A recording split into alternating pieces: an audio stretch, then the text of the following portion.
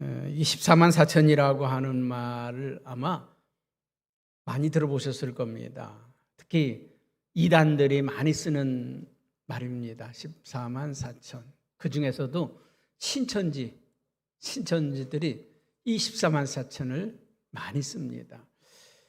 우리가 24만 4천에 대해서 교회에서는 잘 말을 하질 않습니다. 왜 이단들은 24만 4천이라고 하는 걸 고집할까? 왜 14만 4천이라고 하는 걸 가지고 사람들을 많이 미혹할까? 여러분, 이 요한계시록 7장에 나오는 이 14만 4천 구원받은 사람들의 수를 말하고 있습니다. 과연 14만 4천이 어떤 의미일까? 오늘 깨달아지는 귀한 은혜, 축복이 있기를 바랍니다. 할렐루야.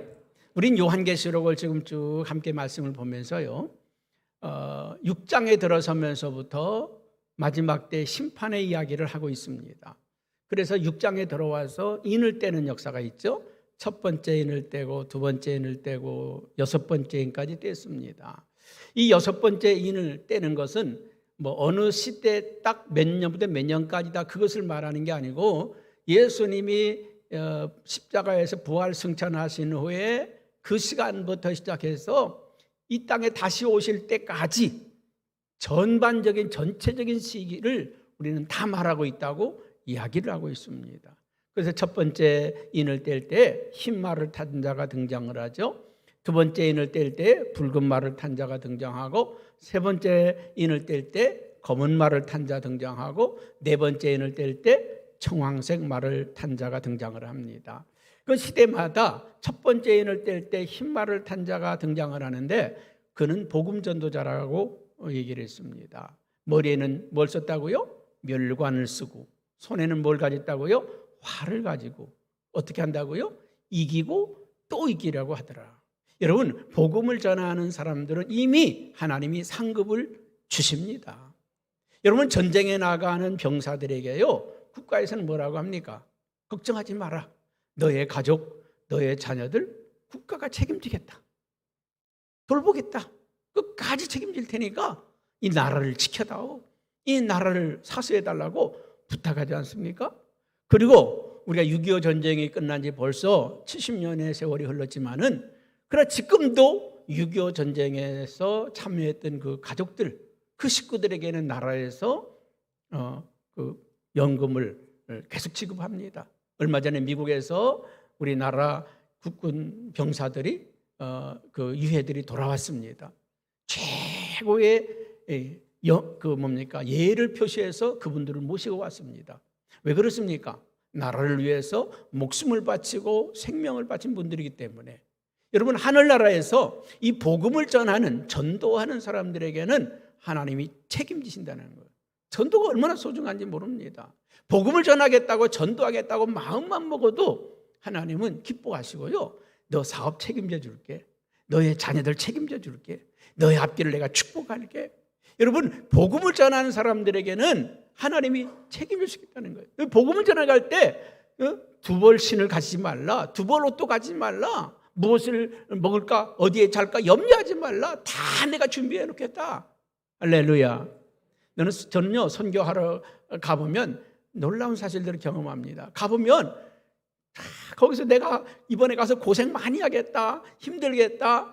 그런데 이미 하나님이요, 섬길 자들을 준비해 놓고, 또 대접할 사람들을 준비해 놓고, 그 어려운 지역에서도요, 생각지도 않았던, 정말 어떤 곳에는요, 뭐 먹을 것도 제대로 없고 잠잘 환경도 뭐 그런 아주 열악한 환경 가운데 갔을 때는요, 와, 상상도 못할 그 아름다운 자연을 보게 하시고, 할렐루야. 하나님이 주시는 축복이 있어요. 그래서 선교 갈 때마다 기대감이 있습니다. 하나님, 이번에는 뭘로 나를 축복할까? 뭘로 나에게 은혜를 줄까? 여러분, 흰 말을 탄 자가 등장하니까 바로 따라 나오는 게 뭡니까? 붉은 말을 탄 자가 등장을 해서 그 손에 칼을 들고 죽일 권세를 가지고 등장을 하더라. 복음을 전하는 사람들을 죽이고 학살하고 핍박하는 그런 사람이 그런 말을 탄 자가 등장하잖아요. 그래서 초대교회 복음을 전하는 사도들, 그 많은 그 성도들을 얼마나 핍박했습니까? 때로는 십자가에 거꾸로 매달아 죽이기도 하고 불에 태워 죽이기도 하고 가죽을 벗겨 죽이기도 하고 이루 말할 수 없는 핍박과 말할 수 없는 고난이 있었습니다. 그 다음에 세 번째 등장한 게 검은 말을 탄 자. 여러분 흉년이잖아요. 흉년이 왔죠. 그 다음에 청황색 말을 탄 자가 등장을 하죠. 그 다음에 다섯 번째 인을 뗄 때 뭐가 등장을 합니까? 하늘의 문이 열리면서 그 순교자들이 하나님 보좌 우편에 있는 것. 지금 이 땅에서 순교한 사람들이 어디가 있나 봤더니 하나님 보좌 우편에 그들이 다 거기에 올라가 있더라는 것이죠. 그리고 여섯 번째 인을 뗄 때에 이 땅에 재앙들이 엄청난 재앙들이 있는 거죠. 지진이라든지 화산 폭발이라든지 또 태양이 빛을 검게 되어지는, 그리고 달이 빛을 잃어서 핏빛이 되어지는, 별들이 떨어지는 뭐 이런 대재앙들이 임했습니다. 그리고 일곱 번째 재앙부터는 우리가 감당할 수 없는, 차마 우리가 견뎌낼 수 없는 그런 재앙이라고 이야기를 했습니다. 이게 8장부터 나오거든요. 계시록 8장부터 나옵니다. 그리고 6장에서 이 8장 사이에 이 중간에 7장에서 딱 한번 멈추는 거예요. 숨을 쉬는 거죠. 여러분 전반적인 역사를 볼 때 6.25 전쟁이다. 그러면 6.25 전쟁에서 수많은 전투와 사건과 일들이 있었지 않습니까? 근데 그 6.25 전쟁 가운데서 뭔가 이 전쟁을 반토막에 내는 사건들이 있었단 말이죠. 뭐가 있었습니까? 인천 상륙작전. 여러분 인천 상륙작전은요 완전히 전세를 뒤바꿔 놔버렸습니다. 인천 상륙작전을 통해서 서울이 수복이 되게 되고 전쟁의 전원이 바뀌어버렸습니다. 그것으로 우리가 남북통일이 되는가 싶었더니 뭐가 일어납니까? 일사후퇴. 중공군이 물밀듯이 그냥 밀고 내려오면서 우리는 아무 힘없이 그냥 막 떠밀려 내려왔지 않습니까? 일사후퇴. 여러분 그 인천 상륙작전이라고 하는 그 영화 많이들 보셨겠죠? 저는 몇 번, 두 번인가 봤는데 또 보고 싶고 또 생각이 나는 아주 좀 잘 만들어진 영화입니다. 여러분 인천 상륙작전이 어떻게 시작이 됩니까? 메가더 장군이요 그 우리나라 유엔 사령관으로 들어오기 전에 슬쩍 몰래 인천에 다녀갔습니다. 다녀와서 한 병사를 만나게 됩니다. 제군은 왜 후퇴하지 않았는가 묻습니다. 다 도망가는데 왜 후퇴하지 않았는가 딱 물었을 때 그 병사가 한 말이요 유명한 말을 했습니다. 저는 철수 명령을 아직 받지 못했습니다. 철수하라는 명령을 받지 못했습니다. 그때 이 메가더 장군이 감동을 받았어요. 야, 이 청년의 나라를 내가 반드시 되찾아주겠다. 그러면서 미 국방부에서 합참본부에서 다 반대하는데 우겨가지고 인천 상륙작전을 개시하잖아요. 5,000분의 1의 희망도 없는 그 작전을 개시를 합니다. 그 영화에서 실제적인 일들이 영화로 만들어진 거 아닙니까? 그 켈러 부대의 활동이라든지 그 어려운 가운데서 그 인천 상륙작전을 도왔던 그 모든 분들, 목숨 걸고 도왔던 분들의 이야기가 나오지 않습니까? 여러분 그 사건이 우리나라를 다시 되찾을 수 있는 축복의 기회였다는 거죠. 저는 오늘 이 인천 상륙작전을 얘기하는 이유가 뭐냐면 오늘 이 요한계시록의 심판의 얘기가 나오다가 한순간에 완전히 이게 판도가 바뀌어져 버리는 이야기가 계시록 7장입니다. 여러분 이 계시록 7장은 어떻게 이야기를 합니까? 우리 한번 1절 말씀을 한번 같이 한번 읽어보겠습니다. 시작. 이 일 후에 내가 내 천사가 땅 내 모퉁이에 선 것을 보니 땅의 사방의 바람을 붙잡아 바람으로 하여금 땅에나 바다에나 각종 나무에 불지 못하게 하더라. 네 천사가 바람과 모든 것을 주관하고 있는 이 네 천사가 이 바람을 불지 못하도록 꽉 붙잡고 있다는 말이에요. 바람을 붙잡아라. 바람이 일지 못하게 하라. 나무나 아니면 바다나 아니면 땅에 이게 바람이 불지 못하도록 붙잡아라. 여러분 이 말씀 굉장히 중요한 말씀이거든요. 이 바람이라고 하는 건 때로는 하나님의 심판이 될 수도 있고 이 땅의 재앙이 될 수도 있고 재난이 될 수도 있습니다. 여러분 이 여섯 번째 인을 뗄 때까지의 심판은 나무나 풀이나 땅이나 바다나 이런 데 큰 심판이 아니었어요. 이 땅에 여러 가지 재앙들이 임할 때 조금씩 미치긴 했지만 뭐 엄청난 재앙이 아닙니다. 땅에, 바다에, 나무에, 산에 그렇게 엄청난 재앙이 아니에요. 뭐 우리가 6번째 인을 뗄 때 산이 떠내려가기도 하고 바다의 섬이 없어지기도 했다. 뭐 바다의 섬이 한두 개 없어진 거지 바다의 섬이 다 없어진 게 아니란 말이죠. 여러분, 이런 지진이 나거나 화산이 폭발하거나 할 때 일부 지역에서 그런 어려움이 있는 거지 전반적인 어려움이 있는 거 아니에요. 그런데요, 놀라운 사실은 7번째 인을 뗄 때 어떤 역사가 일어났는가? 8장에 한번 잠깐 넘어가서 한번 보고 오겠습니다. 8장 7절 한번 같이 봅니다. 7째 인을 뗄 때에 나팔이 불려지게 되는데 첫째 천사가 나팔을 불 때 한번 같이 봅니다. 시작. 첫 번째 천사가 나팔을 부니 피 섞인 우박과 불이 나와서 땅에 쏟아지매 땅의 3분의 1이 타버리고 수목의 3분의 1도 타버리고 각종 푸른 풀도 타버렸더라. 여러분, 첫 번째 나팔을 필 때 피 섞인 우박이 하늘로 떨어졌다는 거예요. 불이 땅에 떨어졌다는 거예요. 뭡니까? 막 하늘에서 불비가 떨어진 거 아닙니까? 막 폭탄이 터지고 막 난리 난 거 아닙니까? 이럴 때 땅의 3분의 1이 타버리는, 나무들이 3분의 1이 다 죽어버리고 푸른 풀도 다 타버리더라. 엄청난 전쟁이든지 재앙이 지금 닥치는 거 아닙니까? 땅의 3분의 1이 다 없어져 버리는 끔찍한 재앙 아닙니까? 그 다음에 8절에는 또 뭐라고 그럴까요? 8절 한번 봅니다. 시작. 둘째 천사가 나팔을 부니 불붙는 큰 산과 같은 것이 바다에 던져지매 바다의 3분의 1이 피가 되고 바다 가운데 생명 가진 피조물들이 3분의 1이 죽고 배들의 3분의 1이 깨지더라. 여러분, 바다예요. 바다에 뭐가 떨어진다고요? 불붙는 큰 산과 같은 것이 바다에 떨어지더란 말이죠. 바다에 떨어지더니 바다의 생물들이 3분의 1이 죽어. 그 쑥 같은 것이 써서 쓴 물이 되더란 말이죠. 여러분, 이 바다에 원자폭탄 같은 게 지금 떨어지는 걸 말하는 거 아니겠습니까? 바다에 물고기가 3분의 1이 다 죽는다. 바다가 다 죽는다. 숨 쉬는 게 다 죽는다. 여러분, 지금 우리가요, 정말 중국에서 기도해야 됩니다.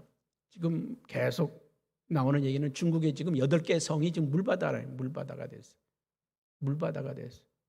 그 산사댐이라고 하는 댐이 있는데 그 댐이 저장 용량이 400억 톤인데 지금 물이 올라와 있는 건 500억 톤이 와 있다는 거예요. 지금 이 댐이 무너지기 직전이라는 겁니다. 이 양자강 주변에는요, 중국의 거대 도시들이 다 여기 모여 있어요. 어쩌면 세계적인 재앙이 될 수도 있죠.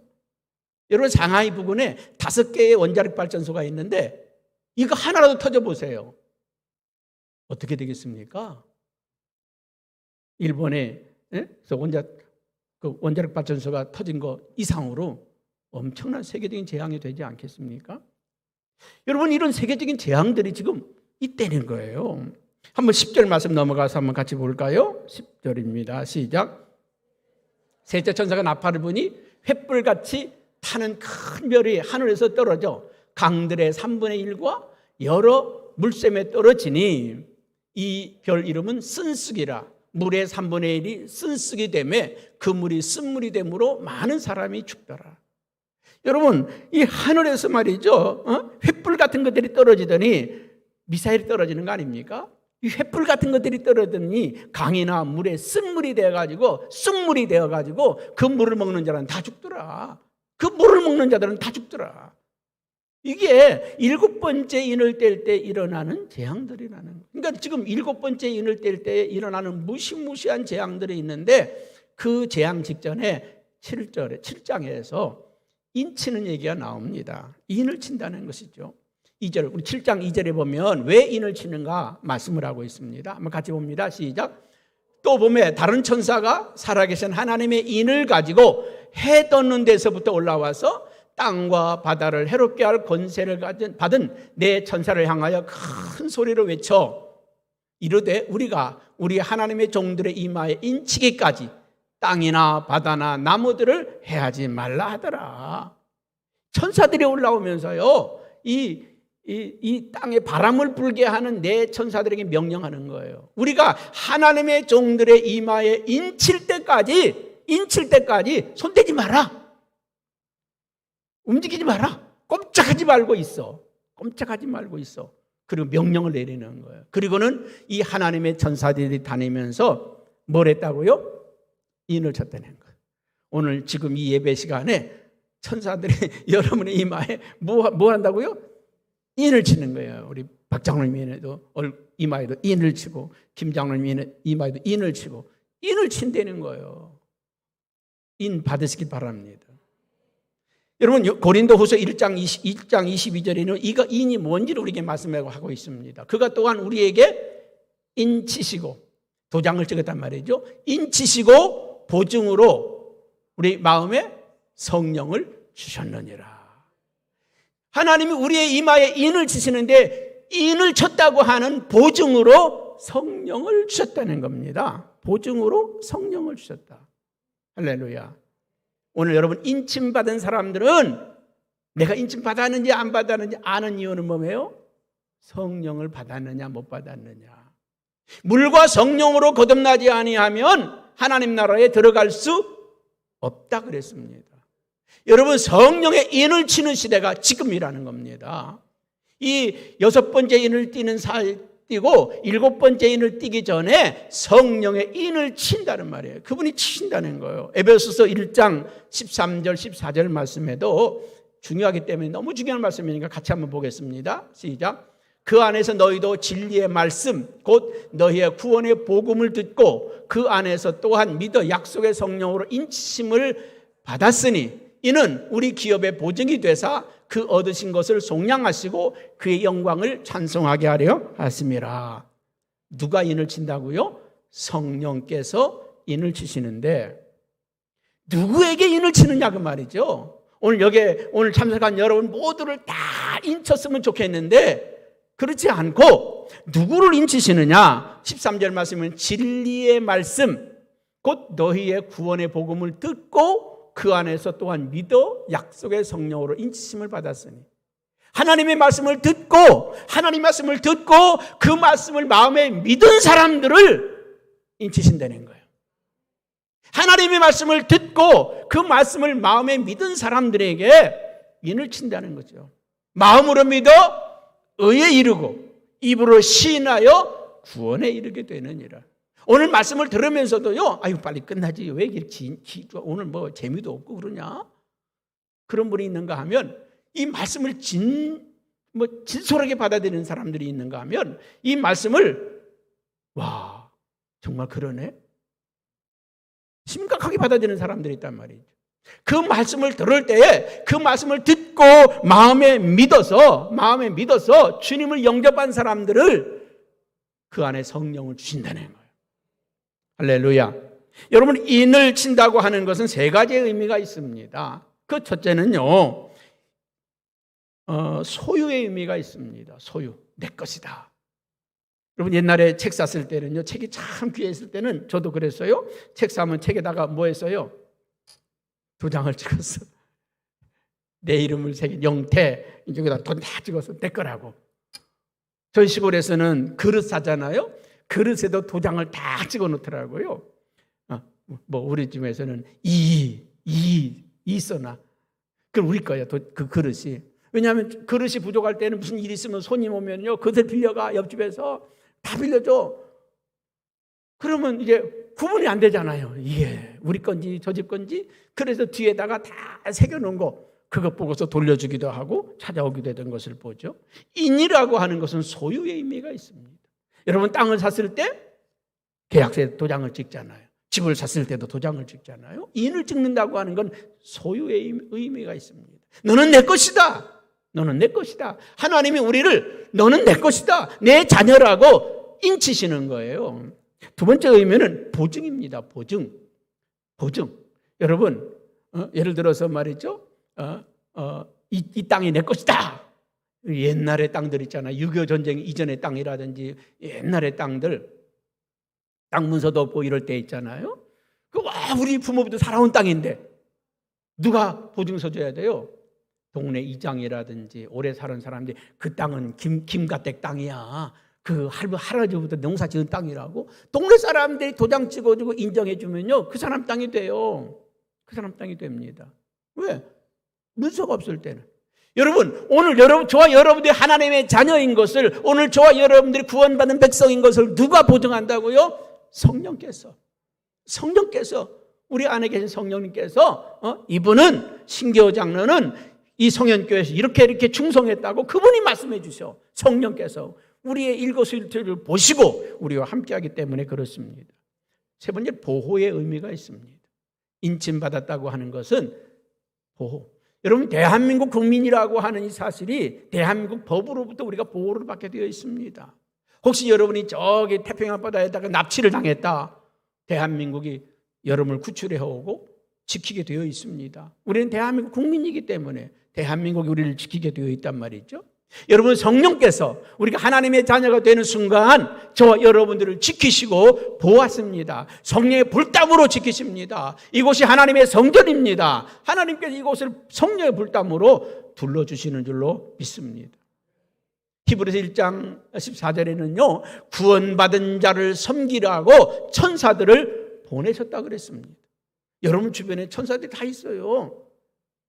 무슨 위태로운 일이 생길 때, 갑작스럽게 위험한 일이 생길 때 가만히 있으면 그냥 당하지만 주님 한번 불러보세요. 주야! 그래 보세요. 어떤 역사가 일어나는가. 저희 어머님이 포천의 기도원에서 기도하고 그냥 병치레하고 계실 때 제가 포천에 갔다가 내려오다가요, 갑자기 땅이 얼어가지고 차가 그 절벽 밑에서 반바퀴 도는 거예요. 반바퀴 돌면은 그냥 절벽으로 떨어지게 되어 있어요. 그때 제가 주님을 찾았어요. 차가 365도를 돌았습니다. 한 바퀴 뺑 돌아서 그 자리에 딱 섰어. 지나가던 버스가 기가 막혀가지고 세워가지고 한참 쳐다보는. 반 바퀴만 돌았으면 그냥 절벽으로 떨어졌을 텐데 한 바퀴를 도는 바람에 살았어요. 우리 학생들 수련회 가다가 저쪽 그 미금시 동산 올라가다가요, 억수같이 비가 쏟아지는데요, 제가 그 중앙선 옆으로 가는데 억수같이 비가 쏟아지는데 갑자기 내 앞에서 트럭 하나가 달려오는 거예요. 그냥 핸들 잡고 옆으로 갈 수도 없어. 중앙선 넘어가면 상대방 차 들여봤죠. 이쪽으로 오면은 또 옆에 있는 차 봤죠. 근데 쾅 소리가 나더라고요. 내 뒤에서 오던 버스가 내가 안 가고 서 있으니까 추월해가지고요, 앞에 있는 트럭을 들이받아 버렸어요. 우리 안에 있는 사람들 다, 아이들까지 하나도 안 다치고 살았습니다. 여러분, 주님을 찾아보세요. 누가 움직일까요? 천사들이 움직입니다. 여러분들을 지키라고 천사들을 경호원을 달려보냈다니까요. 할렐루야. 여러분, 인치 받는다는 게 이만큼 중요합니다. 그럼 왜 성도들 인치느냐? 왜 인치시느냐? 이유가 뭐냐? 여러분, 아까 말씀드렸죠? 8장에 넘어가면 7죄인을 뗄 때에 엄청난 재앙들이 있다는 거예요. 9장 4절에 보면요, 황충의 재앙이 나옵니다. 한번 잘 읽어보세요. 한번 같이 봅니다. 9장 4절 시작. 그들에게 이르되 땅에 풀이나 푸른 것이나 각종 수목은 해하지 말고 오직 이마에 하나님의 인침을 받지 아니한 사람들만 해하라 하시더라. 이런 황충의 재앙이 나타날 때에 하나님 말씀하시는 거예요. 이 황충들이 다니면서 막 사람을 해할 때 이마에 입 맞지 않은 사람만 해하라. 입 맞은 사람은 건드리지 마라. 하나님의 그 재앙에서 입 맞은 자들을 지키시는 거예요. 여러분, 이 말씀은요, 출애굽 사건 속에서 우리가 그 출애굽의 10가지 재앙이 내리잖아요. 첫 번째, 두 번째 쭉 내릴 때는 이스라엘 사람이나 애굽 사람이나 똑같이 그 재앙에 임해요. 피의 재앙이 임할 때 이스라엘 사람 집에 물도 피가 되고 애굽 사람의 물도 피가 되고 다 똑같이 재앙을 받아요. 코로나19 걸릴 때 믿는 사람도 걸리고 안 믿는 사람도 걸리고 다 걸려요. 그런데 심각해질 때는요, 하나님의 백성들은 못 건드리게 한단 말이죠. 할렐루야. 그 9번째 재앙이 흑암의 재앙 아닙니까? 애굽 사람들은 깜깜한데 이스라엘 사람들은 낮이야. 대낮입니다. 그래 이스라엘 사람들 애굽 사람들에게 가서요, 내가 20년 동안 이 집에 종살이 하는데 세경을 내놓으세요, 품삯을 내놓으세요. 그랬더니 우리 없다 그래요. 그럼 찾아 있으면 가져갈게요. 농짝을 여니까 여기 금덩어리 하나 있는데요, 가져갈게요. 그건 안 돼, 안 돼. 우리 아들 장가 보낼 거야. 아니 내 20년 동안에 이 집에 내가 노예 생활했는데 이거 하나 받아간들 뭐가 가져갑니다. 하나님은요 이스라엘 백성들에게 낮까지 밝게 하셔서 애굽 사람들이 숨겨놓은 금덩어리, 옷감들, 이런 것들을 다 찾아내게 했어요. 그래서 거기 10년, 20년 동안 노예살이, 종살이 한 거 다 세경 받아가지고 나오도록 하셨습니다.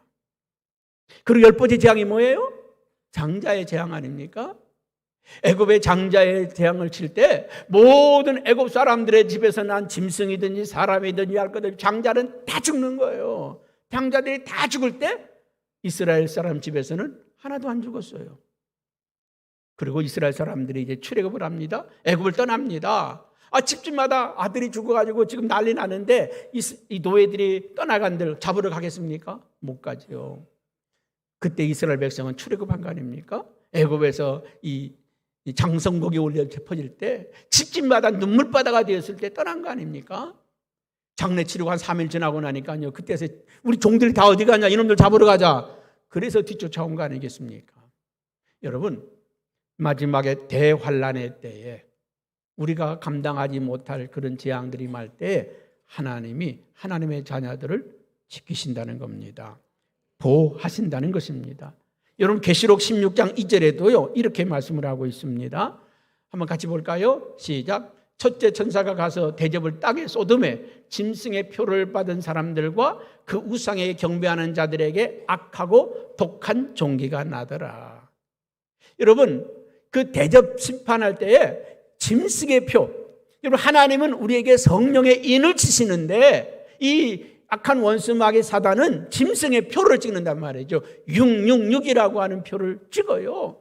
하나님은 우리의 이마에 성령의 인을 치시는데, 인이라고 하는 건 도장 찍었다고 해서 이게 막 새겨지는 게 아니라 우리 눈에 안 보여요. 영적인 세계이기 때문에 성령의 인을 치는데 이 마귀들도 지네 쫄다구를 찾기 위해서 인을 친단 말이죠. 그게 뭡니까? 666이라고 하는 표를 찍어요. 여러분 어떤 상황이 벌어져도 이 표를 받으면 안 됩니다.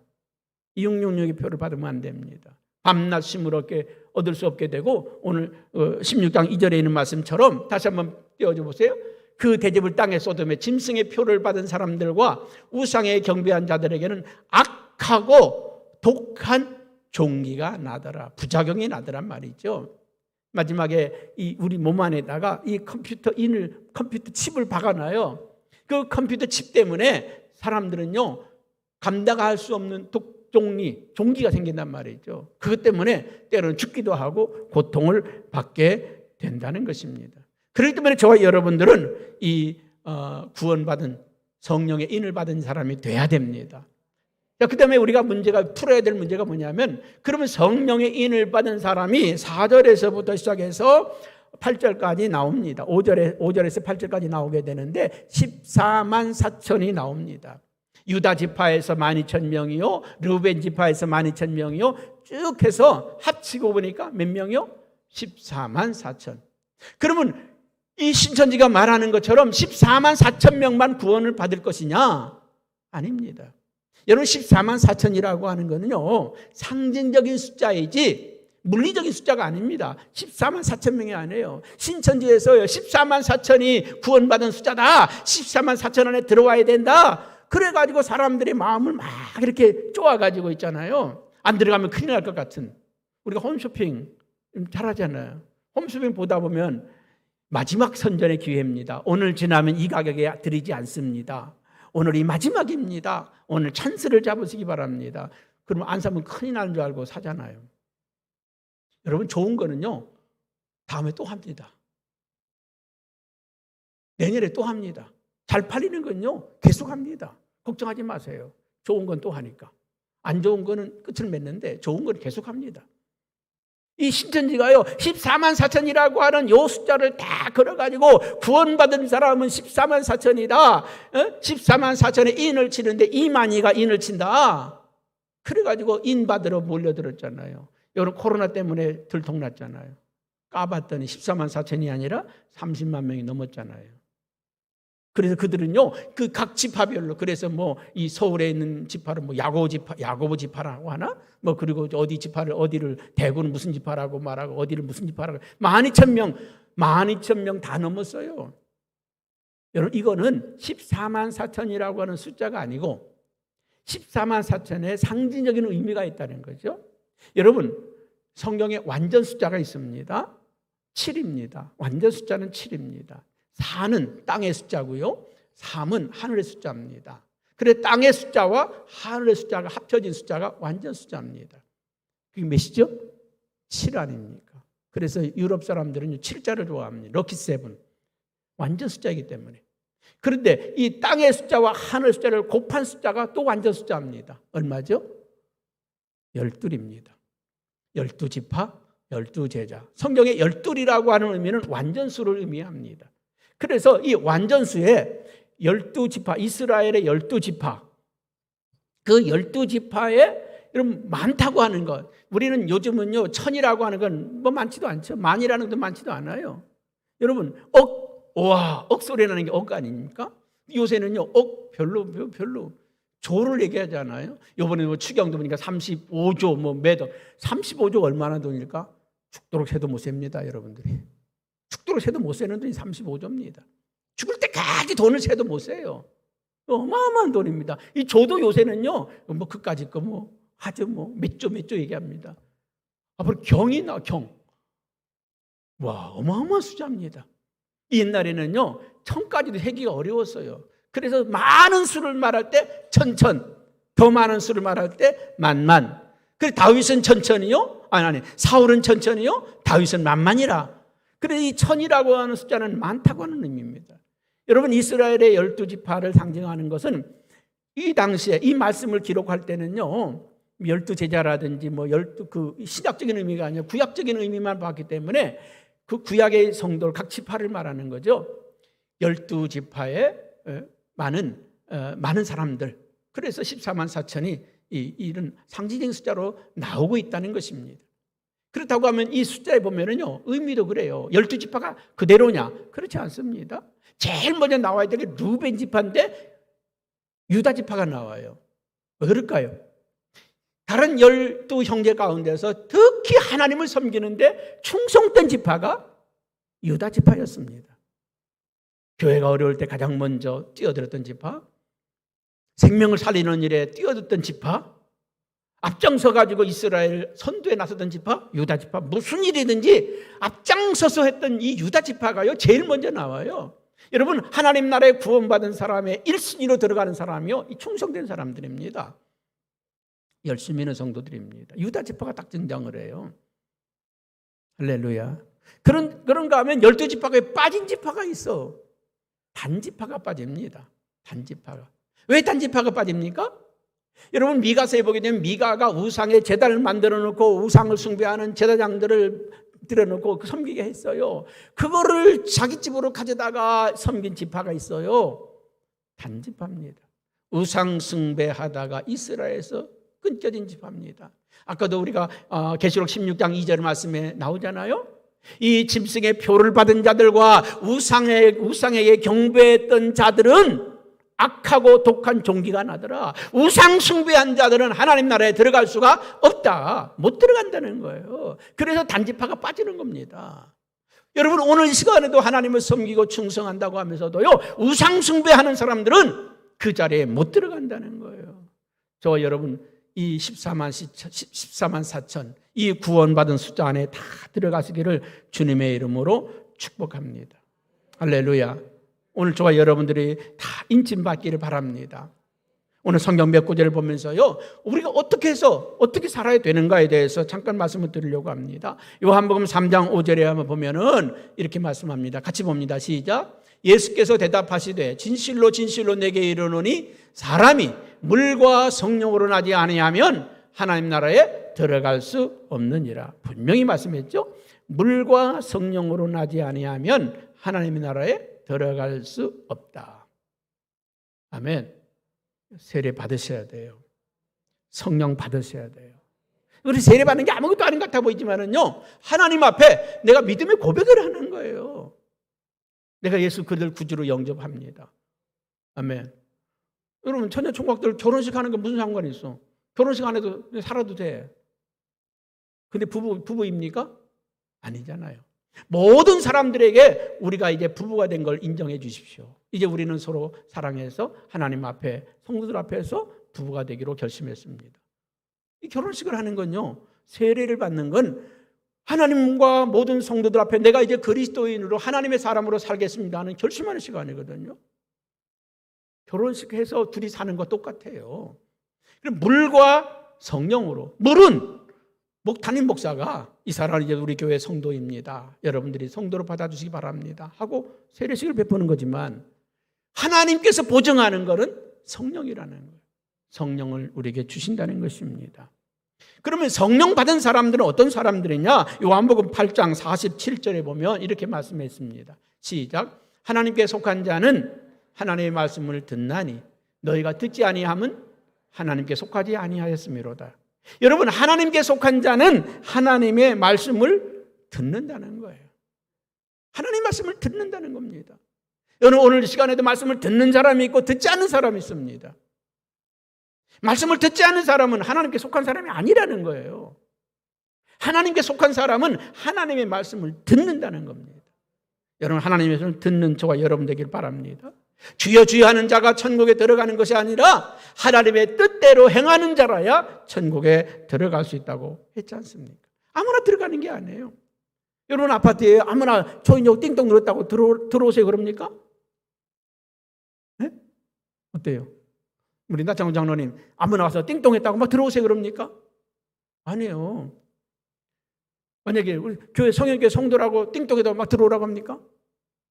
저도 잘 모르는데 성형 교인이라고 하니까 들어오면 안 되죠. 목사님도요, 여러분 가정에 그냥 띵동하고 들어가면 목사님 어서 오세요. 기분 나빠요. 언제 약속하고 시간 정하고 그리고 방문해야 되잖아요. 아무리 목사님이라도 장로님이라도 성도님 집이라고 함부로 띵동하고 들어가면 안 돼요. 여러분 성도들이라도요, 목사님 집에 함부로 막 들어오면 안 돼요. 허락을 받아야죠. 근데 함부로 들어와도 되는 사람이 있습니다. 누굽니까? 가족입니다. 가족, 그렇죠? 가족. 우리 마장로님의 아들이 지금 부목사를 목회하는데 전화도 안 하고 연락도 안 하고 왔어요. 야, 너 전화 안 했으니까 들어오지 마. 아니에요. 들어가지. 장로님이 집에도 안 가는 얘네들이 벌써 들어와가지고 뭐 고기 굽고 난리 칩니다. 괜찮아요. 왜요? 가족이기 때문에. 여러분, 천국은요, 아무나 들어가는 게 아니에요. 하나님의 가족이 되어 들어가는 겁니다. 하나님의 말씀을 듣는 자들이 누가 내 형제고 누가 내 부모냐? 하나님의 말씀대로 행하는 자가 내 형제요, 내 자매요, 내 가족이라고 말씀했습니다. 하나님께 속한 자들은 하나님의 말씀을 듣는다고 말씀했습니다. 또 로마서 8장 9절 말씀은요, 이렇게 말씀하고 있습니다. 같이 봅니다. 시작. 만일 너희 속에 하나님의 영이 거하시면 너희가 육신에 있지 아니하고 영에 있나니 누구든지 그리스도의 영이 없으면 그리스도의 사람이 아니라. 우리 안에 그리스도의 영이 없으면 그리스도의 사람이 아니라는 거예요. 그러면 그리스도의 영이 있는지 없는지 어떻게 알겠습니까? 여러분, 그리스도의 영이 내 안에 들어오면 하나님을 아버지라고 부르게 되고 예수님을 주님이라고 고백하게 된다는 것입니다. 할렐루야. 우리 아무 때나 어머니 아버지 합니까? 결혼을 딱 해서 그 집에 시집을 딱 들어가면 남의 아버지한테 아버님, 남의 어머니한테 어머님 그러잖아요. 이 남자를 내 남편을 맞아들인 순간 그 부모님도 내 부모님으로 받아들이는 거잖아요.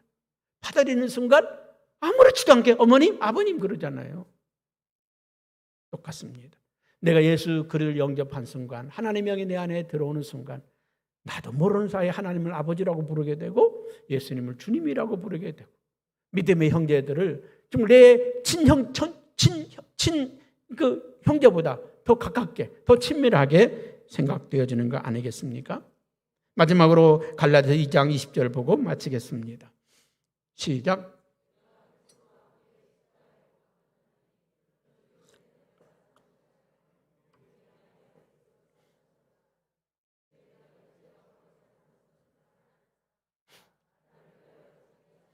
하나님의 아들을 믿는 믿음 안에서 사는 것이니라.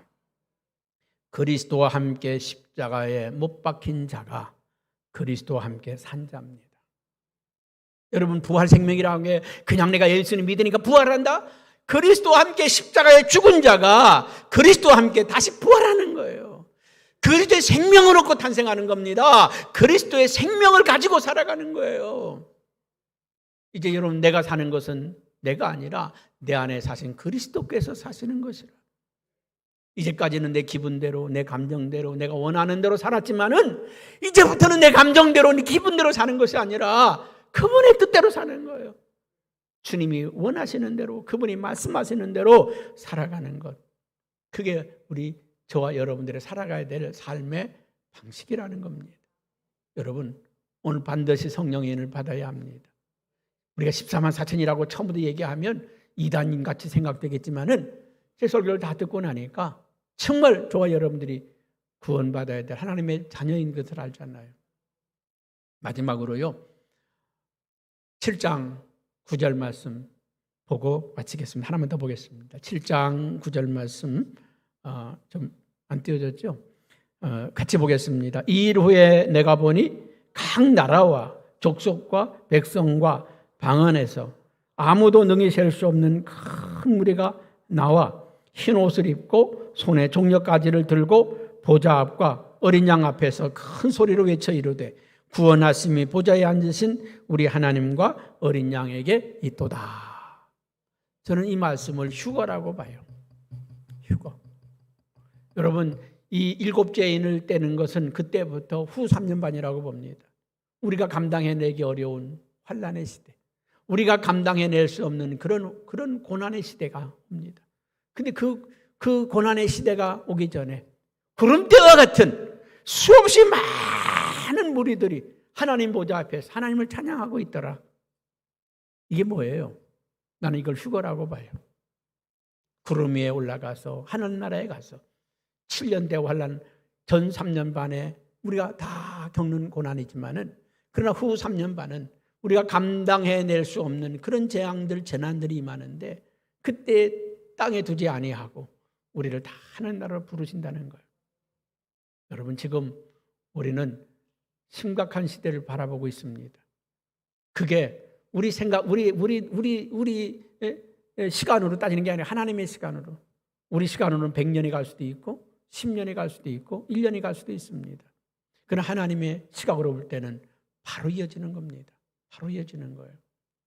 여러분, 인생이요, 한순간인 것처럼, 한 경점인 것처럼 지나고 나니까 경점이지만 그 시간을 살아갈 때는 길잖아요. 그렇습니다.